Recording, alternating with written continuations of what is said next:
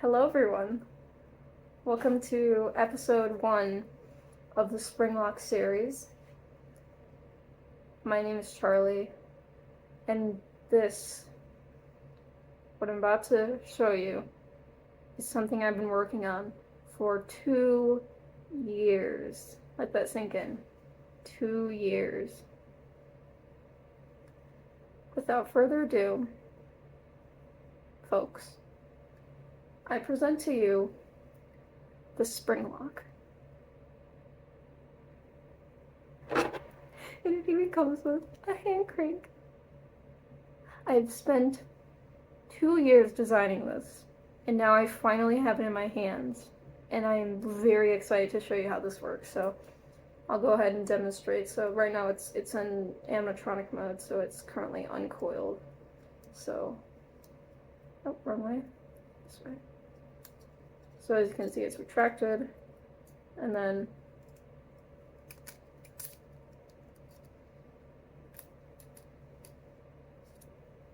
like that. And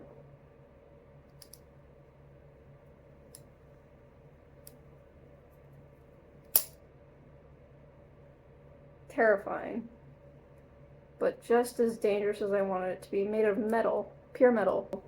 Just to give you a brief rundown of my design process here, this is basically a simple system where you crank it, which per the tapes it says wind the crank, or wind it, the hand crank, and so there has to be a crank mechanism. So obviously the crank holds into the, like this,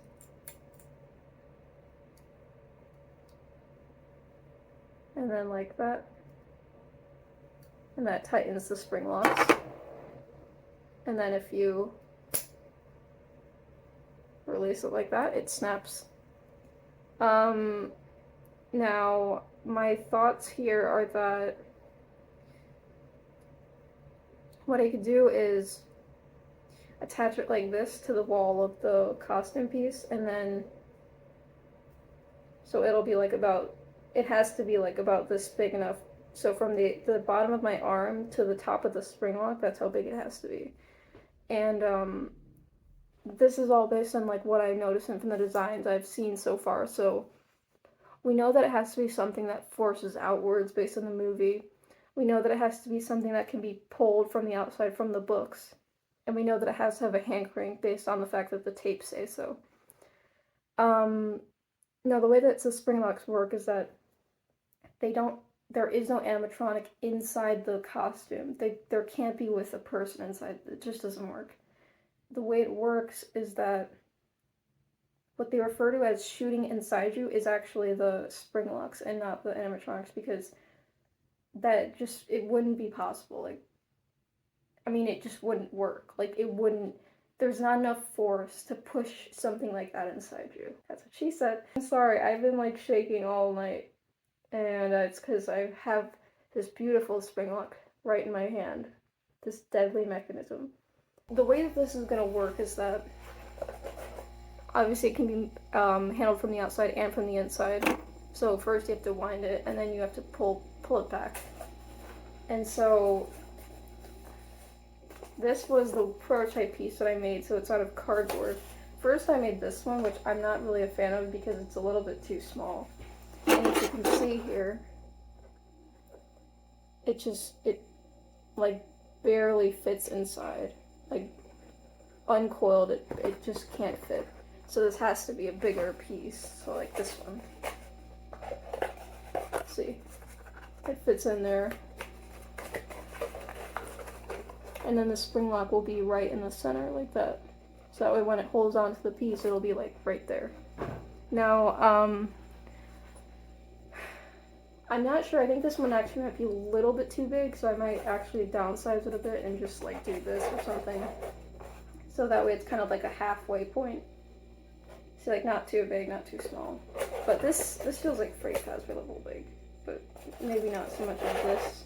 So yeah, I'm still experimenting with this right now.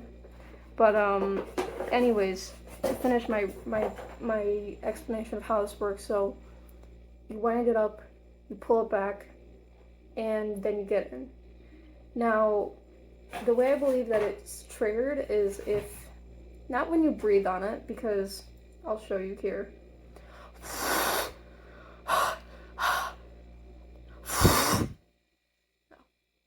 No, it just, no, it's just not powerful enough.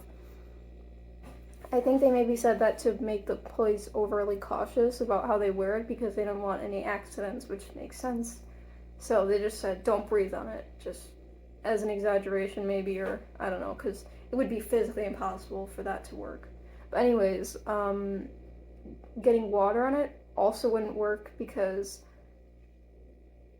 I don't have any water on me right now, but if I were to pour water on it, it just wouldn't do anything because it's metal, and unless the water was sitting there for like 5 years and it never moved, then maybe it would rust it out of place and maybe it would snap out, but otherwise that's not how it works.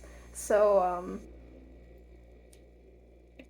the only thing that would actually trigger the spring lock is obviously, if I do a demonstration, it's going to be hard, but I don't know how to do this. Starting like, oh no, I dropped something like that. Yay, now I triggered a spring lock. Ah!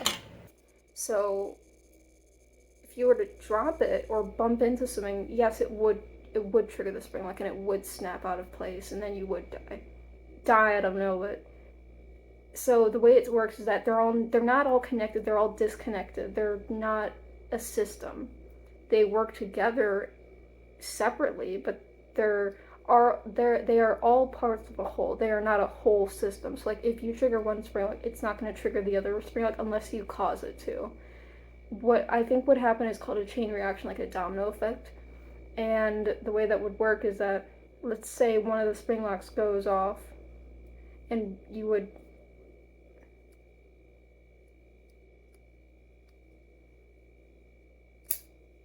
panic, rightfully so.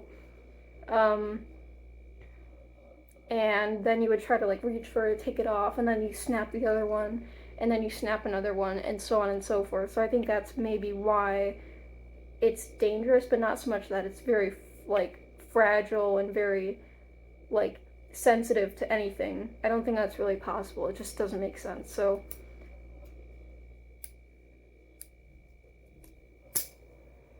and it has some force. I mean, it could really hurt someone. I don't think it really is like blood drawing enough hurt, but it could hurt someone, so I may live or not, we'll see. Ow, it does hurt. It's like if you snap yourself with a rubber band, that's kind of what it feels like.